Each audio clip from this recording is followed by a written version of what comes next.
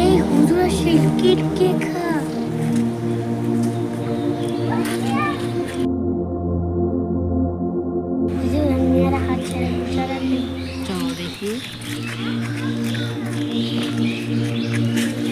এই দাঁড়াও, হুজুর আসছে।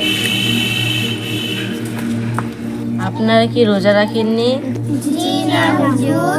তোমরা কি জানো রোজা সম্পর্কে আল্লাহ তাআলা কি বলেছেন? জি না হুজুর, জানি না। রোজা সম্পর্কে আল্লাহ তাআলা বলে রোজা একমাত্র আমারই জন্য রাখতে, অতএব রোজাদার ব্যক্তিকে আমি আমার নিজ হাতে পুরস্কার দান। তোমরা কি জানো একটি রোজা না রাখলে কি করতে হয়? জি না হুজুর, জানি না। একটি রোজা না রাখলে 60টি রোজা রাখতে হয়।